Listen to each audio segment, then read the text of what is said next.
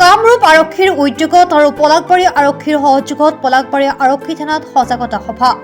নতুন অপৰাধ আইন 2023 সম্পৰ্কে এই সজাগতা 1 জুলাই গোটেই ভাৰতবৰ্ষৰ এই নতুন 3 অপৰাধ আইন বলবৎ হৈছে এই উপলক্ষে আৰু as per instruction from AP headquarter এই পলাশবাৰী থানাত এটা এৱেৰনেছ প্ৰগ্ৰাম পতা হৈছে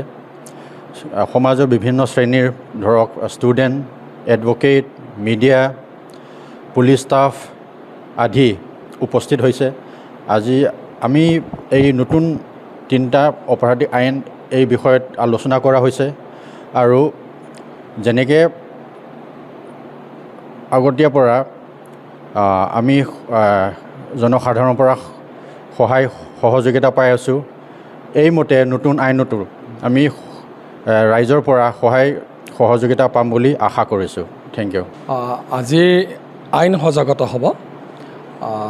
কামৰূপ জিলা আৰক্ষী অধীক্ষক আৰু পলাশবাৰী আৰক্ষী থানাৰ সহযোগত আমাৰ যিখন 2023 চনৰ নতুন অপৰাধ আইন এইটো আজিৰ তাৰিখৰ পৰা বলবৎ হৈছে আৰু এই নতুন আইন অনুসৰি 2023 চনৰ ডিচেম্বৰত মাননীয় প্ৰধানমন্ত্ৰী নৰেন্দ্ৰ মোদীদেৱৰ নেতৃত্বাধীন চৰকাৰৰ মাননীয় গৃহমন্ত্ৰী অমিত শ্বাহে সংসদত পাৰ্লিয়ামেণ্টত বক্তব্য আগবঢ়াইছিল আৰু তাৰে আধাৰত আজিৰ পৰা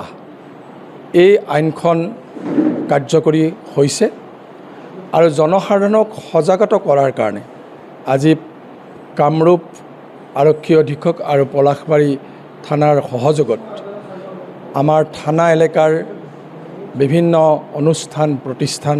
ৰাইজক লৈ এই সভাখন অনুষ্ঠিত কৰা হৈছে ইয়াৰ জৰিয়তে যাতে ৰাইজে আইন সম্পৰ্কে নতুন আইন সম্পৰ্কে কিছু কথা জানে আৰু যিহেতুকে নতুনকৈ বলবৎ কৰা হৈছে আমি একজন ভাৰতীয় নাগৰিক হিচাপে আমি প্ৰত্যেকে এই আইনৰ বিষয়ে জানি উঠিব লাগিব আইনকেইখন অনা উদ্দেশ্যটো হ'ল যে পুৰণা আইন যিটো আছিল 1860 চনত আৰম্ভ তেতিয়া ব্ৰিটিছ যুগ চলি আছিল সেই ব্ৰিটিছ যুগৰ যিখিনি আইন আছিল আৰু ব্ৰিটিছৰে আইন আছিল তাৰে ভিতৰত যিখিনি পানিছমেণ্ট ফেভাৰহে বেছিভাগ আছিল